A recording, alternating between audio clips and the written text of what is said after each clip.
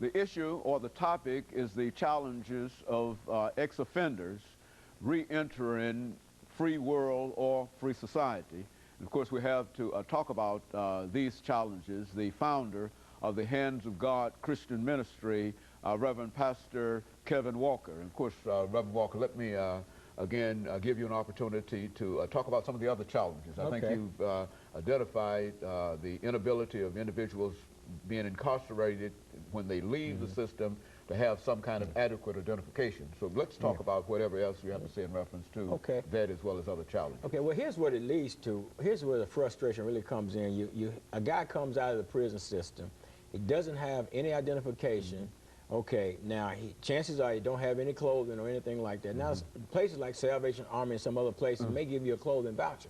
But if you can't identify yourself, they won't give it to you. Some of the Second Harvest Food Bank satellite location will give you a box of food. But if you can't identify yourself, then you can't get it. So now you're frustrated. You get out, you can't get any clothes, you can't get any food, and we bring them into our program. We have a structured ministry program that they come out into our program. They're mandated by the parole system. They stay there a minimum of 90 days, and we try to help them to get back into the flow. So if you don't have clothes to wear, you don't have food to eat, and then if you don't have ID, then you can't meet the requirements of the INS form they have to fill out in order for you to be hired on a job. So now you're frustrated. You can't have any clothes. You can't get any food, and then you can't get a job. And at the same time, at some point, you know, our first weekend is at no cost, but at some point, then your program fees start to build.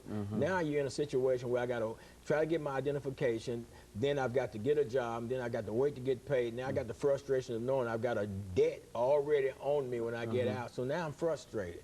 And a lot of people will revert back if you don't have that structure for them to help them to keep pushing forward in that situation. Well, you know, again, I guess the only thing I can say about that is that it's just curious and it's strange that as interested as the state ought to be that every individual have some kind of identification. Absolutely. To allow these individuals to have, I think that's probably an oversight on the part of many people. Well, I guess, Dr. Haney, because there's no rationale, no, it's not. And it's hard to find a motive for it. Right, because you can walk around the prison system for 5, 10, 15, 20 years with identification, and then the day you come out the door, they take the ID from you. It's kind of like, okay, nobody needs to know who you are when you come out, but we need to know who you are while you're in here. Okay. And it just don't make sense. And there's a lot of issues, you know, that comes just as a result of that one particular issue.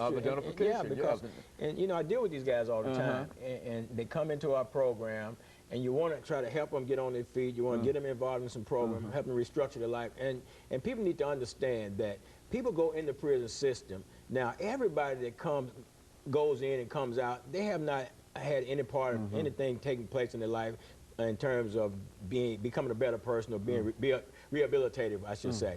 But then you got those individuals that really want to change their lives. But then if you create frustration for them coming out the door, then you are increasing their chances of being reincarcerated back in the system.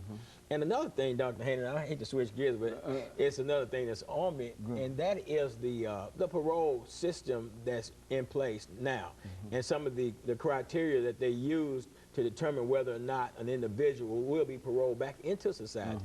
I mean, you got a situation where you take an individual, and I know one guy personally, I met the parole board with a guy named Reginald Williams. Met the parole board with him, man, this guy, man, he's on work release, he's working. I mean, he's in position himself to be able to, in the process of going into business for himself, you know, he's gone through the cosmetology school, he's a licensed professional barber. As a matter of fact, he's my personal barber. And he's completed all the program. We started an organization at one time behind the wall, behind the fences at River Bend. And he had completed that particular program and some other programs, got his GED.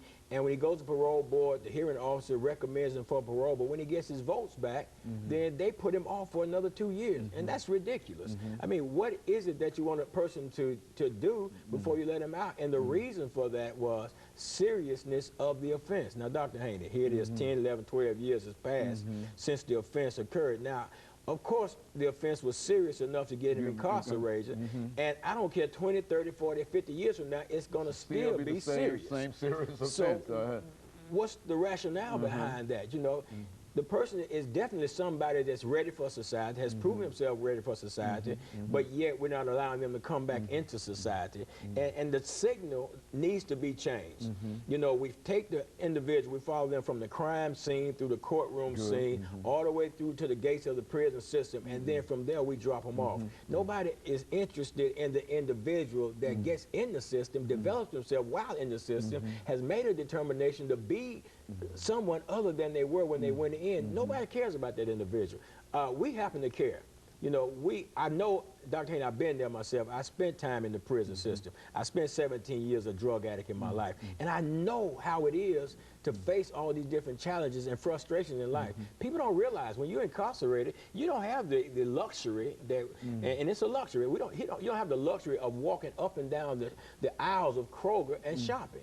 You don't get that. And so you got people that's been incarcerated 5, 10, 15, 20 years, and I've known them to do that and get out. Then they got to come back in and they got to make this transition back into society. So my thing is, why put added frustration on the individual that already has enough frustration lying ahead of them, and no matter how much knowledge they've gained while incarcerated, they still got to come out and learn how to put that knowledge into practice in a whole different setting. Because one thing happens when you get out of prison, and I know this from experience, life speeds up. Prison life is a tough life, it's a terrible life, but it's at a slower pace. When you get out of prison, life, you get in the mainstream of society, life accelerates. You're literally in the mainstream. Yeah, you're there. Yeah, you're there, and it accelerates, and then you're trying to figure out, and then you got this frustration of knowing that I've developed all these things.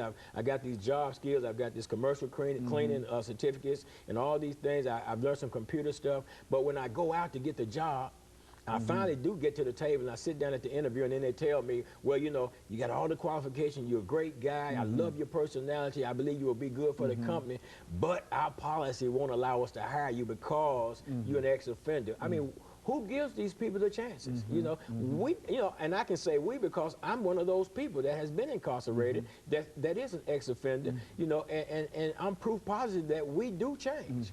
But who's the individual? Who's the company owner? Who's the individual that gives these individuals the chance when they come out to prove that they are changed people and that they can fit into our society? In other words, there is no rehabilitation effort, any rehabilitation belief under that kind of system. Is that what we're saying? The current system that we have in place under Quentin White, I think they're doing more things now toward programs. Okay, and of course, let me take this break, and we'll be back following this very, very short commercial break.